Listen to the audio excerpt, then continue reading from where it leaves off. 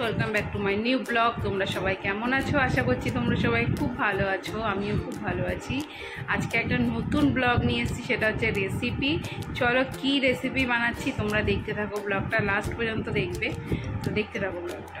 1 cup সাবু 1 cup জলের মধ্যে 3 ঘন্টা ভিজিয়ে রাখা হয়েছে। ভিজিয়ে রাখার পর এই যে এরকম ঝুরঝুরে টাইপের হয়ে গেছে, পুরো একদম ঝুরঝুরে হয়ে যাবে।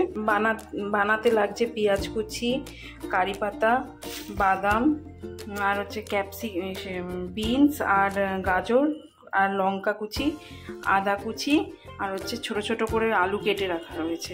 এইগুলো দিয়ে বানানো হবে। গরম হয়ে গেছে, সাদা তেল ঢেলে দেওয়া হচ্ছে।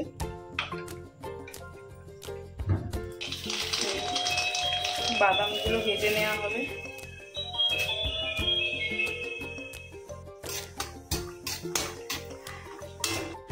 এই বাদামটা লাল লাল করে ভাজা হয়ে গেছে, এখনই নামানো হবে এটাকে।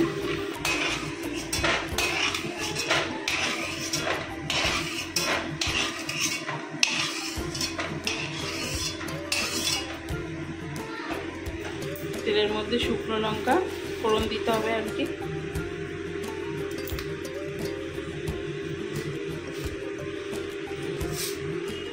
আর সর্ষে ফোড়ন দিতে হবে।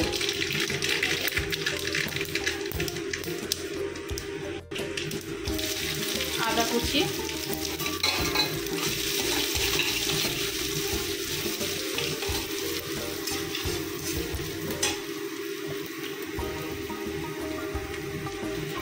পেঁয়াজ কুচি দিয়ে দিতে হবে।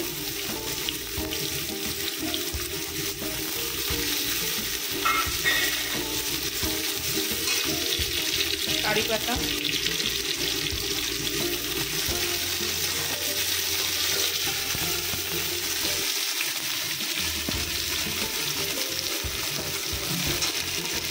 কেটে রাখা আলুগুলো দিয়ে দিতে হবে।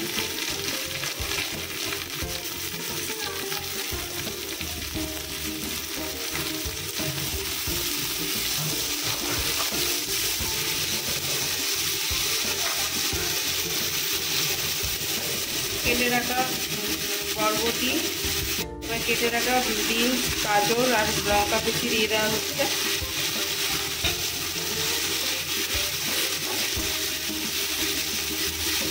এটা ভাজতে দিতে হবে কিছুক্ষণ লাল লাল করে।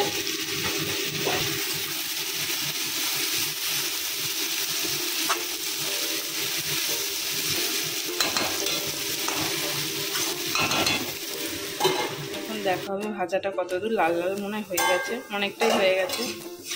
এখন এর মধ্যে নুন দিতে হবে।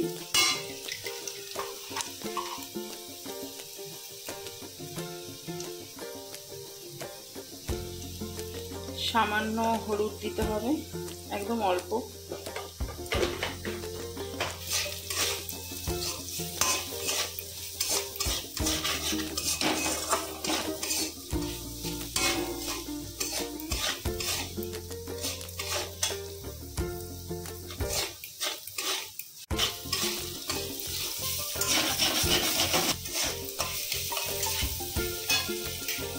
এবার সাবুগুলো দিয়ে দিতে হবে।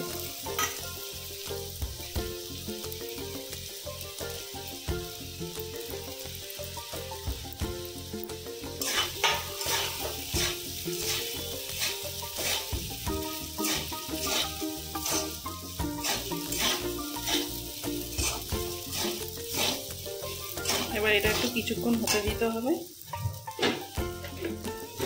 সামান্য চিনি দিতে হবে, নাহলে টেস্ট আসবে না। এই জন্য সামান্য চিনি। বাদামটা দিয়ে দেওয়া হলো।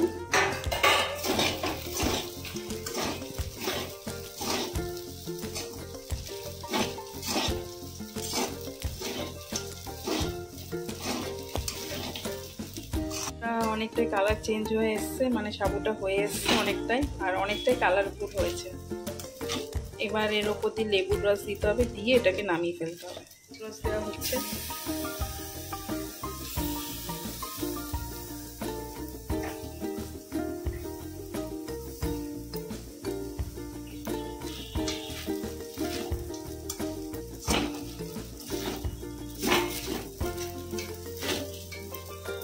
গরম সাবুর পোলাও রেডি।